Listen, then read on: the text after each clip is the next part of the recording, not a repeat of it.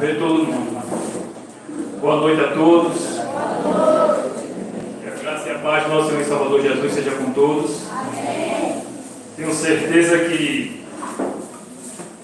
aqui, neste momento, é o melhor lugar do mundo. Amém. Casa do nosso Deus, do nosso Pai. E você fez a melhor escolha desta noite, que está aqui na casa de Deus. É até difícil, né, falar sobre Pai depois de tanta coisa que já foi passada aqui.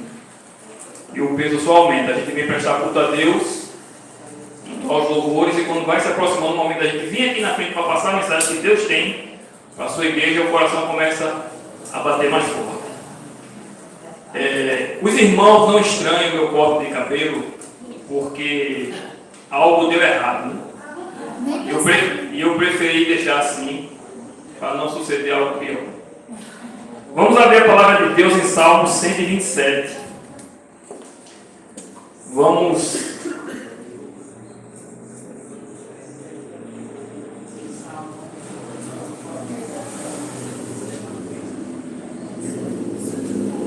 Vamos meditar na palavra de Deus nesta noite, no Salmo 127.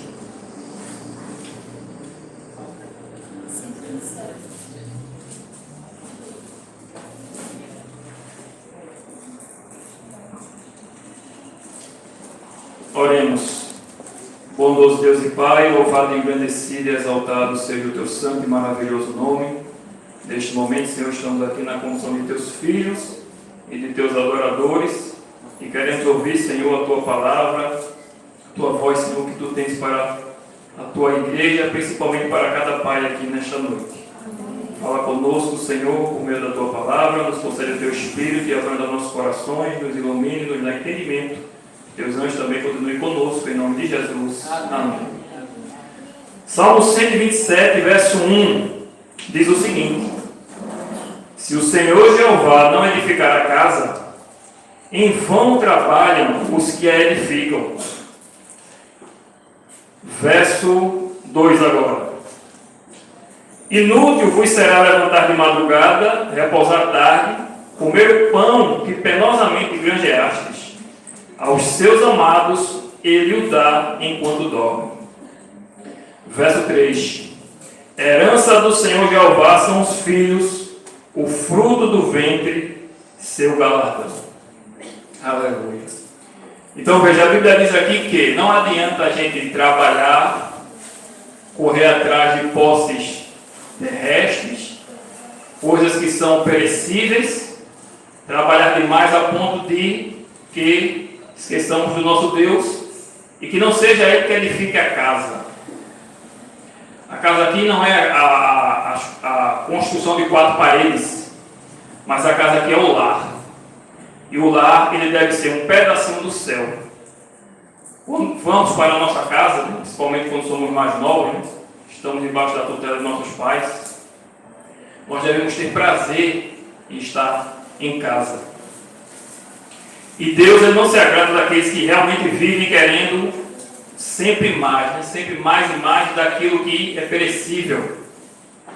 Há algo mais importante na vida dos pais. Depois de Jesus Cristo, o maior dom de Deus para o ser humano é a sua família. A Bíblia diz, né? A herança do Senhor são os filhos. Quando Jesus voltar, Ele não vai perguntar quantas casas você possui ou possuiu. Ele não vai perguntar quantos carros você tem, qual emprego você tinha. Ele não vai perguntar nem sequer sobre a sua religião. Mas a pergunta que Ele vai lhe fazer é: onde estão os filhos que eu te dei?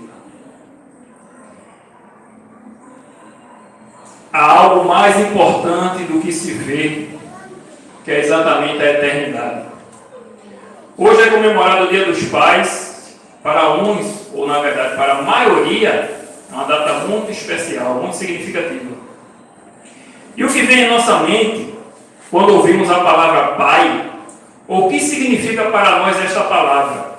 O que vem em nossa mente, o que nos lembra? Talvez a mais comum seja provedor. Para mim, pai significa aquele que ama. E quem é aquele que ama? É aquele que provê o meu sustento, que provê o meu bem-estar, aquele que me protege, aquele que é meu melhor amigo, aquele com quem eu posso desabafar e aquele também que me corrige e me castiga quando necessário, porque corrigir e castigar também faz parte do amor. Aquele que ama corrige, porque se o pai não corrigir em casa, a rua vai corrigir. E lá fora não existe misericórdia. Lá fora, se você tiver caído, vai aparecer gente para pisar na sua cabeça e acabar de destruir. Mas em casa não. Seu pai, sua mãe, eles são bondosos com você, apesar dos seus erros. Biblicamente falando, temos muito que aprender com a importância do papel do pai. O pai, ele tem que refletir o caráter de Deus aos filhos. É por meio dos pais, tanto o pai como a mãe, que os filhos devem aprender sobre Deus. Os pais têm que transmitir bons valores, devem ser presente e se interessar sobre tudo que acontece na vida dos filhos. Deve ser seu melhor amigo. Não basta trazer o alimento para casa e não procurar saber o que se passa no coração do seu filho. O seu filho deve ter confiança em você, porque a gente sabe que depois que ele cresce, torna adolescente e passa a confiar mais nos amigos do que nos próprios pais, não vai dar bom. O filho, ele deve ter confiança em desabafar. E tanto o pai como a mãe, ele não deve ter vergonha de falar sobre coisas relacionadas, por exemplo, a namoro. A minha filha, ela vai fazer 12 anos nesse mês. E depois que ela fizer 12 anos, eu vou começar a falar com ela sobre determinados assuntos, né? E se eu não falar, ela vai aprender. Nem precisa ser lá fora, né? Porque hoje em dia, qualquer criança tem um celular e vai aprender do modo errado. A família é um projeto de Deus. Veja que um dos mandamentos do Senhor é amar o próximo como a si mesmo. E a gente aprende no lar. Porque muitas vezes, muitas mães, muitos pais, né, passamos por privação, deixamos até de comprar uma roupa, ou até de um lazer, para que nossos filhos tenham uma boa educação, tenham sempre o que comer e também tenham roupas novas. Isso é amor, né? Amor incondicional, independentemente do que o filho faça ou deixe de fazer, nós os amamos. E é assim que Deus nos ama também, de forma incondicional. Isso vem de Deus. Então o projeto de Deus é a família. A gente aprende a ser um bom marido quando? Não é durante o namoro, mas é em casa, como a gente trata a nossa irmã, como a gente trata a nossa mãe. E depois do casamento, a Bíblia diz que homem e mulher se tornam uma só carne. Suas vidas passam a ser entrelaçadas. E o propósito de um, ou o interesse de um, também passa a ser interesse do outro. E depois que temos filhos, também deixamos de viver para nós mesmos. Enoque, por exemplo, a Bíblia fala de um homem chamado Enoque, e ele tinha tanta intimidade com Deus, que Deus o arrebatou. Ele não passou pela morte, ele foi direto ao céu. E Enoque, ele passou a ter uma experiência mais elevada com Deus depois que ele teve o seu primeiro filho. Ele começou a entender melhor o cuidado de Deus para com ele próprio, Enoque, e com a raça humana. E a Bíblia diz também que o pai é o sacerdote do lar. Para quem não sabe o que é um sacerdote, hoje a gente tem a figura do sacerdote num padre, ou num pastor, num líder espiritual. E o que é que o sacerdote fazia? Vamos abrir a Bíblia lá em Levítico, capítulo 16. Levítico é o terceiro livro da Bíblia. Você pode abrir em Gênesis, vai passar Êxodo e vai chegar em Levítico, capítulo 16. O sacerdote, ele é incumbido de transmitir os valores e princípios bíblicos ao povo. e também de interceder pelo povo, orar pelo povo, para que Deus perdoe os pecados do povo. Um dos grandes intercessores que a gente tem na Bíblia é Moisés. Moisés teve tanto amor pelo povo ao ponto de dizer a Deus que se ele não levasse o povo, se não perdoasse o povo, que Deus poderia tirar até o nome dele do livro da vida. Levítico 16, para vocês terem uma ideia, né? Havia um ritual que era chamado Dia da Expiação. E o sumo sacerdote era incumbido de fazer o ritual principal, que era o dia do perdão para todo o povo. E todo o povo tinha que comparecer. E o que é que o sacerdote fazia? Na figura de Arão, o sumo sacerdote, o verso 11, diz o seguinte: Arão fará chegar o novilho da sua oferta pelo pecado e fará expiação por si e pela sua casa. Ou seja, ele fazia a intercessão. Primeiramente ele começava por ele, confessava seus pecados, pedia perdão a Deus, e depois ele intercedia pela sua família, para após isso começar a interceder pelo povo. Nessa figura aqui, nessa linguagem do Antigo Testamento, a gente hoje aprende aqui na Igreja Adventista do Sétimo Dia o seguinte: que a primeira hora do nosso dia é dedicada a Deus. Amém. A gente se acorda, vai buscar ter relacionamento com Ele, pedir perdão dos nossos pecados, pedir para que Deus tome conta de nós, orar por nossos familiares, e aí a gente começa a interceder pelas demais pessoas, né? Da igreja, do trabalho, da escola, a vizinhança. Muitos males seriam evitados no mundo se o mundo compreendesse o plano de Deus para a família humana e os pais compreendessem seu dever para com seus filhos e para com Deus. Outra coisa muito importante também é que nós devemos ter cuidado com as palavras. As palavras, elas têm poder. A gente não deve estar chamando, insultando o nosso filho, chamando de burro, de idiota, de preguiçoso.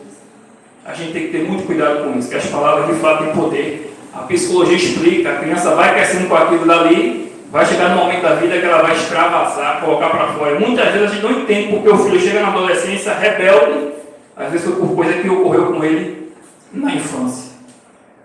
E às vezes até culpa nossa. Provérbios capítulo 23, outra coisa também importante, e a gente não deve confundir, porque a gente deve educar a criança desde pequena, nos seus primeiros meses, né? Aqui tem uns versos muito interessantes, que às vezes até é mal compreendido, né? Provérbios capítulo 23.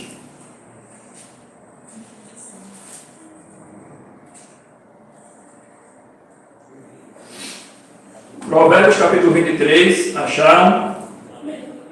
Verso 13 diz o seguinte: não retires da criança a disciplina, pois se a fustigares com a vara, não morrerá.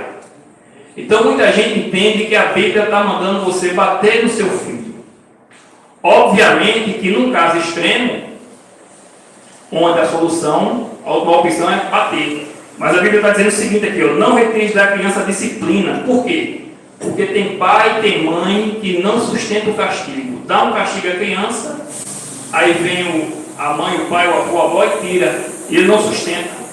Fica com pena de castigar a criança. É o bichinho, não sei o quê. Mas a Bíblia diz, ainda que fustigares com a vara, não morrerá. Quanto mais se você disciplinar. Tirar aquilo que ela mais gosta, para ela poder aprender. Saber que tem regra e que tem quem manda dentro de casa. Se você bater, ela não morrerá, quanto mais se você a disciplinar. O comentário bíblico adventista falando sobre esse verso, eu vou ler de novo esse verso. Não retires da criança a disciplina, pois se a fustigares com a vara, não morrerá. O comentário bíblico adventista diz o seguinte: uma das fraquezas humanas é a tendência de adiar a correção dos maus hábitos da criança até que se transforme em traços de caráter. A criança ela vai criando seu caráter ali dos 5 a 8 anos de idade, mais ou menos. Em suas etapas iniciais, essas formas de comportamento costumam ser alvo de risadas e comentários na frente da criança. Assim passa o tempo em que elas poderiam ser corrigidas facilmente. Ou seja, acham bonito, né? Tem pai que acha bonito quando uma criança fala uma palavra feia, acha engraçado. E aí depois, para corrigir, tem que ser na base da pancada.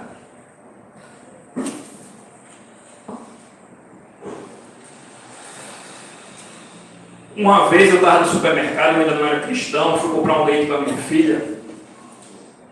E já era algumas horas da noite, né? Já era mais de 8 horas da noite, 9 horas, eu acho. Passei um bom tempo na fila. Supermercado grande. Obrigado. E aí tem uma criança, estava em outra fila, chorando o tempo todo. Eu digo, meu Deus do céu, eu já agoniado com o choro da criança. Começava em outra fila distante. Até que quando eu fui ser atendido, ela também foi ao mesmo tempo. E a menina, o menino, não queria nem sair dentro do carro, chorando. Por que acontece isso? Porque dentro de casa não teve a disciplina. Acha bonitinho as coisas que a criança faz, quando chega na rua, passa vergonha. Agora eu gostaria, né, de virar a página para as crianças, os jovens, ainda aqui em Provérbios, capítulo 3, falando um pouco para os jovens, para as crianças. A gente vê hoje em dia, né, muitos jovens, né, perdendo a vida por conta das drogas, por conta de amizade ruim, por estar no lugar errado, no momento errado, com as pessoas erradas. Muitas meninas também perdendo a vida, né, porque se entrega logo cedo. O mandamento de Deus diz, né, o mandamento, né, honra teu pai e tua mãe, para que se prolongue os teus dias na terra que o Senhor Jeová teu Deus te dá. Então, por não seguir o conselho bíblico, por não obedecer, não aceitar o conselho, terminam caindo dentro de uma sepultura. Provérbios 3 diz o seguinte, verso 1. Filho meu, não te esqueças dos meus ensinos e o teu coração guarda os meus mandamentos. Verso 2. Porque eles aumentarão os teus dias e te acrescentarão anos de vida e paz. Mais uma promessa. Verso 11 diz assim: Filho meu, não rejeites a disciplina do Senhor Jeová, nem te enfades da sua repreensão, porque o Senhor Jeová repreende quem ama, assim como o pai ao filho a quem quer bem. Então, aquele que ama também tem que disciplinar, porque, como já foi dito, se não disciplinar em casa, o mundo lá fora vai disciplinar, e vai disciplinar do pior jeito. E aí o verso 23 e 24, outra promessa: então andarás seguro no teu caminho e não tropeçarás o teu pé. Quando te deitares, não temerás, deitar-te-ás e o teu sono será suave. Amém. Aleluia. Primeira carta de João, para a gente encerrar essa breve reflexão. Primeira carta de João, fica lá perto de Apocalipse. Primeira carta de João, no capítulo 2.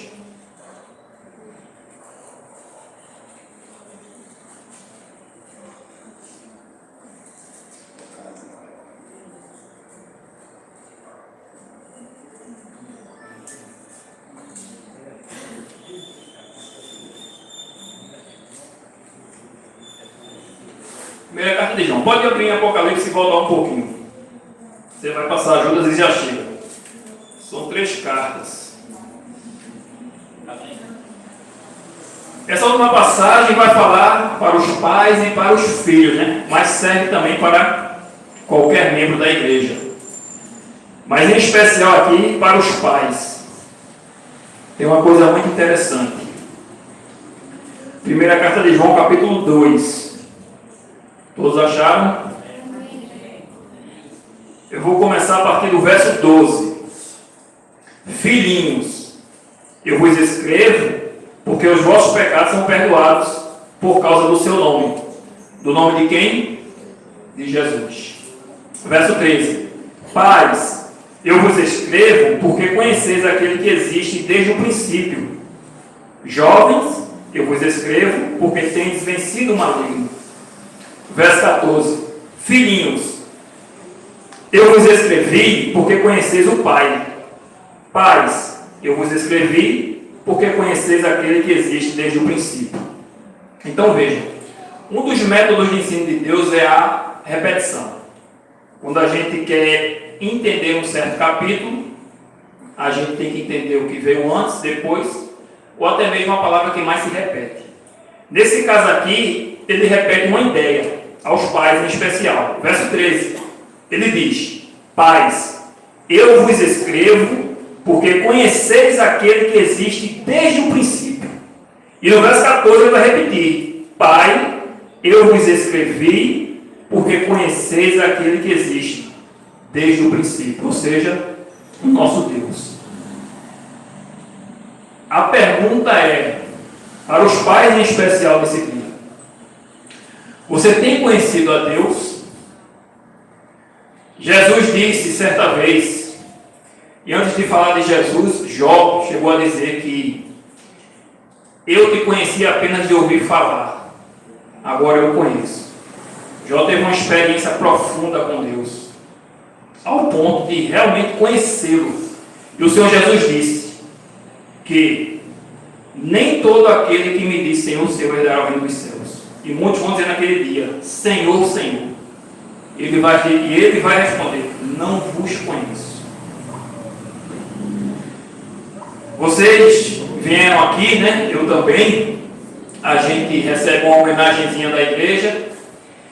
E a igreja, ela faz isso porque ela se preocupa com o bem-estar da família e de cada um. Como foi dito, né, no início, se o mundo compreendesse o plano de Deus para a família humana, o mundo seria outro, né? Seria muito melhor.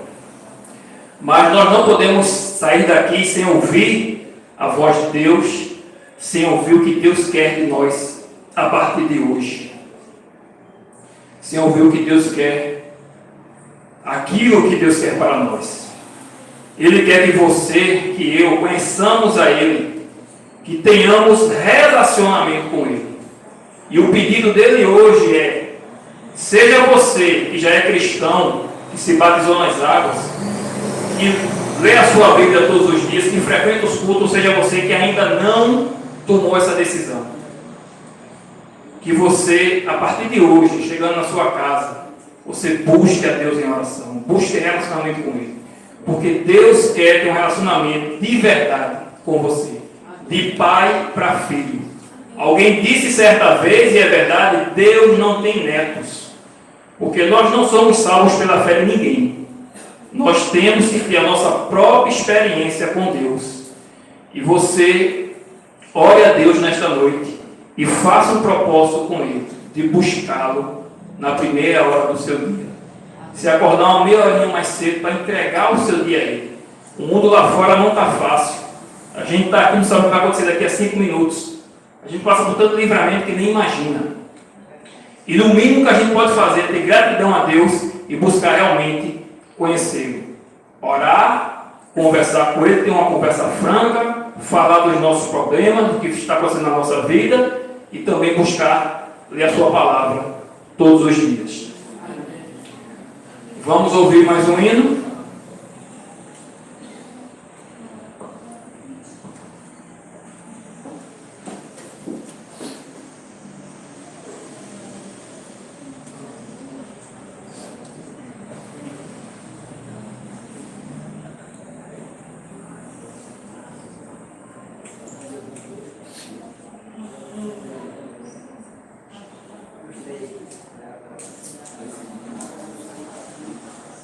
Cadê ele?